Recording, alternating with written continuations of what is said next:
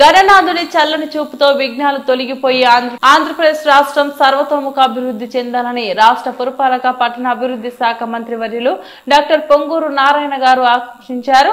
నెల్లూరులో జరిగిన వినాయక చవితి సంబరాల్లో భాగంగా 5వ రోజు గణేష్ నిమజ్జనోత్సవం కార్యక్రమంలో మంత్రి నారాయణ పాల్గొన్నారు. నెల్లూరు పెన్నా ఘాట్ లో కన్నుల పండుగగా గణేష్ నిమజ్జనోత్సవ కార్యక్రమం జరిగింది. నిమజ్జనోత్సవ ఘాట్ ను మంత్రి సందర్శించారు. 5వ రోజు కావడంతో అన్ని సెంటర్ల నుంచి పెన్నా గణేష్ ఘాట్ లో నిమజ్జనోత్సవానికి గణనాథులు భక్తజనం సంతోషంతో తరలి వచ్చారు. గణపతి బప్ప మౌర్య జై గణేష్ నినాదాలతో యువకులు హోరెత్తించారు. పెన్నా నది తీరం వద్ద గణేష్ ఘాట్ వద్ద చేపట్టిన ఏర్పాట్లపై మంత్రి నారాయణ సంతృప్తి వ్యక్తం చేశారు. ఎటువంటి పొరపాట్లు జరగకుండా చూడాలని అందరికీ ఆదేశించారు. వచ్చిన భక్తులందరికీ ప్రసాదాలు ఏర్పాటు చేసిన దేవాదాయ శాఖ అధికారులను మంత్రి అభినందించారు.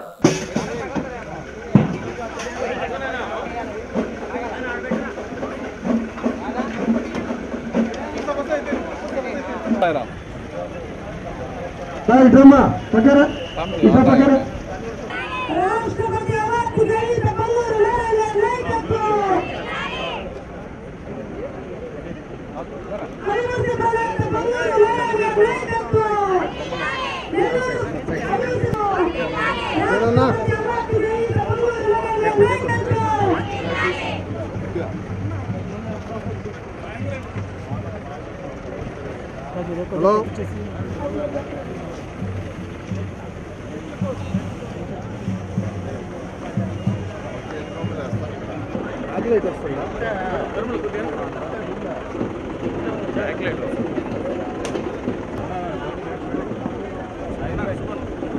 ఇంకా ఎత్తు పైకి ఎరబెట్టుకుని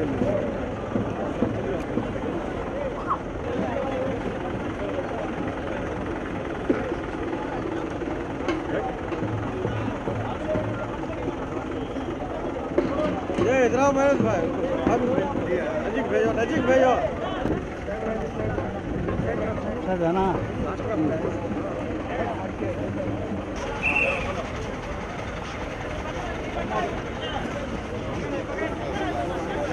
कमिश्नर गाరు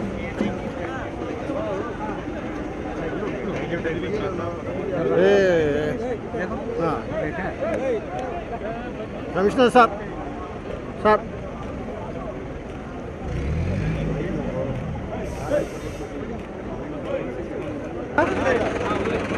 बोलो गणेश महाराज के बाबू कभी पकड़ामा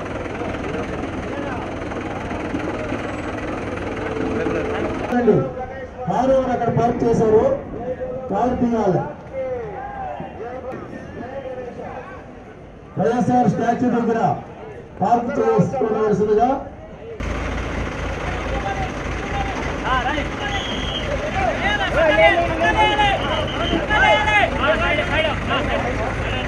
బాబు పైరమ్మా బాబు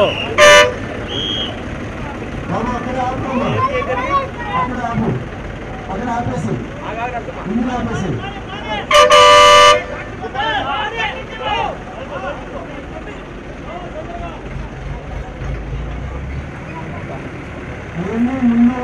ముందు ఉంటే అన్ని ఇప్పేసా ఒకసారి వచ్చి డీటెయిల్స్ చెప్పండి.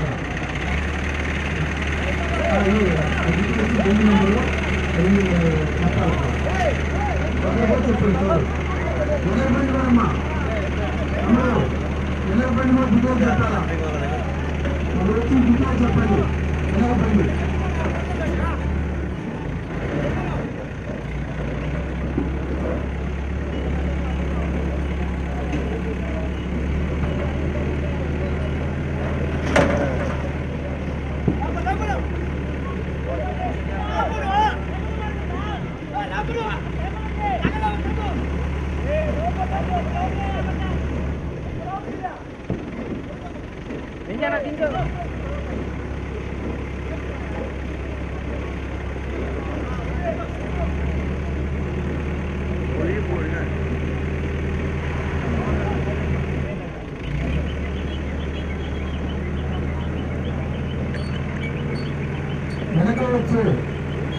गणेश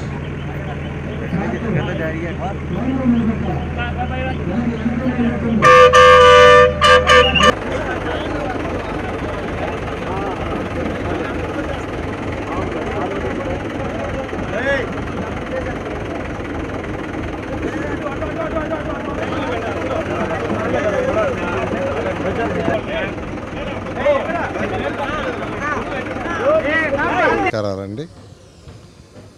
చవితి అంటే మన దేశంలో మన రాష్ట్రంలో కానీ ఇది ఎంతో ఉత్సాహంగా ఈ పండుగని